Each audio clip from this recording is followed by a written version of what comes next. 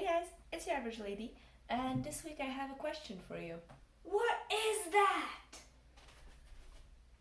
Who thought of this? Why is this so long?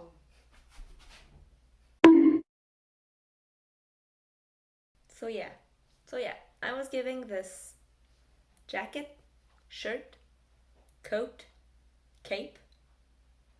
I'm just gonna call it a thing. I was giving this thing by a friend that didn't quite know what to do with it because, well, how do you style that? And I thought that could be a fun project for us to make. So I have a very long jacket that I intend to cut at the waist in order to make a jacket, regularly sized jacket. And this project is gonna make a lot of scrap fabric with the bottom. And I was thinking I could make a waistcoat out of that. That way I would have a matching jacket and waistcoat. I feel like I should once again put a disclaimer here. I do not know how to sew. I do not know how to use patterns.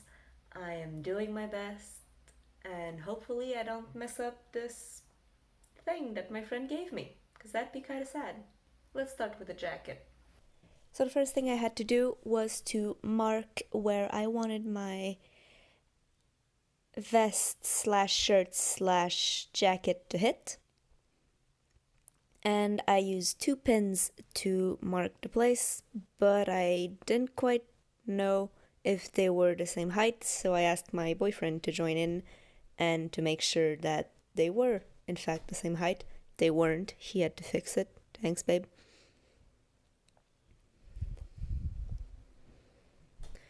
Once my jacket was marked with the pins, all I had to do was to measure the distance between the pin and the bottom of the jacket. It was 22 or 23 inches, something like that. And then I started to mark that length on all of the shirt to make it easier to cut later. I don't really know why I started with the outside of the garment. Usually you mark the inside so your lines aren't visible. And I guess I realized that at some point because I flipped my shirt and started marking it in the inside. It was also easier since the inside was white and I could just use a marker instead of this weird Crayola pencil I had laying around my apartment. So I did this for all 4 of the panels of the jacket. It was quite easy because I realized once I had opened the garment that the bottom was just 4 rectangles sewn together, which made my life so much easier. And once I was sure I had a straight line across, it was time to get out my fabric shears and chop that baby up. And that's the part that was scary because once you cut, you can't really go back. So I cut 1 inch down the line I drew just to make sure I had some seam allowance. And you can't really see it here because this is a sped up footage, but boy did I take my time cutting that because I wanted to make sure it was as straight as can be. And boom, now I had a smaller shirt. I then folded it on the 23 or 22 inch mark I did and started to hem it. I'm not sure if you can call it hemming when it's on a shirt. I don't know shirt terminology. So let's call it hemming. I just rolled up my edge under itself so that there would be no raw edge laying out because, well, raw edges fray and do some weird stuff and stretch weirdly. So, always better to finish your seams and hide the raw edges. So, I think I made it too short. I don't think this is right. This doesn't feel right. I I think it's too short, but I can't really go back. So, this is the length now. I messed up, guys. This is not what I wanted at all. This is weird. If I raise my arms, it looks weird. And it looks chunky. I made mistakes. Then I took a 2-day break because, well, I didn't quite know what to do with it. And I was kind of desperate. I called the friend that gave me that jacket and I was like, what do I do? What do I do with your jacket? I messed it up. So she gave me the idea to make this a cropped shirt with a cinched in waist. So this way it wouldn't matter if it was too short and it wouldn't be as bulky as it was. Or at least the bulk would look planned and not unfortunate, you know? So once I had finished rolling up my channel, I sewed it in. And basically what I was doing with this channel is I was planning to run a ribbon through it afterwards. And then came sewing. So far so good. So good. So good. And shit. Then I realized my sewing machine was doing some weird stuff and I had to readjust my bobbin thread. And usually I take these moments where I struggle with my machine out of the videos, but now I chose to keep it in just to show you that sewing, for me at least, is 2/3 troubleshooting my machine and 1/3 actually using my machine to sew. And it's okay. Most YouTubers that do sewing don't show you how shit it can be to work with a machine and how so many things can go wrong when you're using a sewing machine. I don't know if it's because I'm the only one that has problems with my sewing machine or if they just cut it out like I usually do.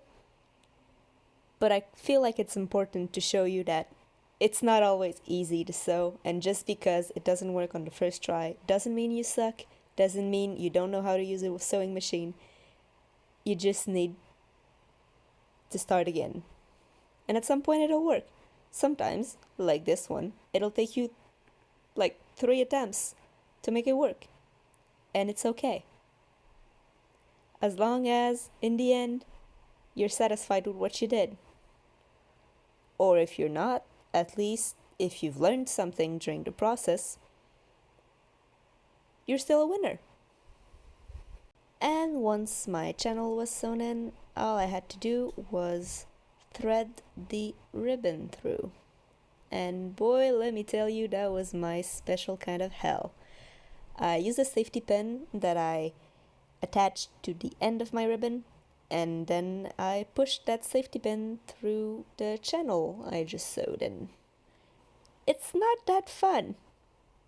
Let me tell you, I didn't have that much fun doing it.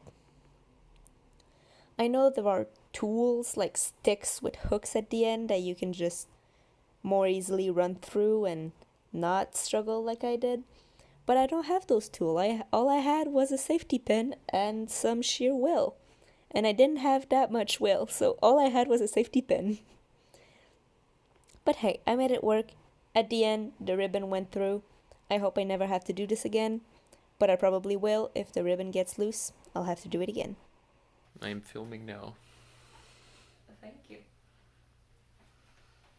So, after I went through hell and put my ribbon through my shirt, I can now show you what it looks like. I have my shirt here, buckle it up, and then what I'm gonna do is take these little snap fasteners, apparently that's what they call. They're just little closures like this. And I'm gonna close the shirt to a decent level, just enough boobage to be nice, not too much. And then I'm gonna have a shirt. It's not as good as the suit I wanted to make, but it's pretty darn good enough. And then I sat my ass back down and started to sew. Hand sew this time. And if you're familiar with my pirate shirt video, the only video on my channel that is currently ranking decent views, thank you by the way, you might be aware that I hate hand sewing. I'm bad at it. It hurts my fingers. It takes so long. I don't like hand sewing. I still did it though, because, well, you have to hand sew closures if you want them to hold. Or at least, that's what I know. I don't know how to machine sew closures yet. So I just took a deep breath and sewed, snapping closures. It's not that complicated. Basically what I did is sew one closure on and then put the other closure on it so it'll snap, and then check at what height my other side was getting. That didn't make sense at all. Basically, I just made sure my shirt wasn't crooked when I sewed the second closure on. That's all I can do to help you. I'm not that eloquent. But hey, I sewed one closure at the bottom and one closure at the boobage, because it's not that long of a shirt, so you don't need a closure in between. It's not going to show your tummy or anything. Speaking of actually wearing it, I was once again planning to do a photo shoot.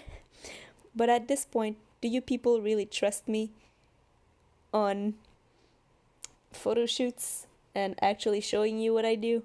I don't do that. I always forget. So this time, once again, I was planning to do a photo shoot, but then I ran out of time, and I kind of just took a picture to send my friend, the friend that gave me the shirt, and she was like, "Oh, it looks nice," and I decided to give it to her, because, well, it was her jacket in the beginning. So all I have are these two photos. So here you have my dumb looking ass wearing it, and my beautiful friend wearing it. And there you go, guys. That's the end of my video. I hope you've enjoyed it. If you did, like, comment, subscribe, do your thing. And if you didn't, well, you just watched it all. That's on you. And no matter if you enjoyed it or not, I'll see you guys next week. Bye bye.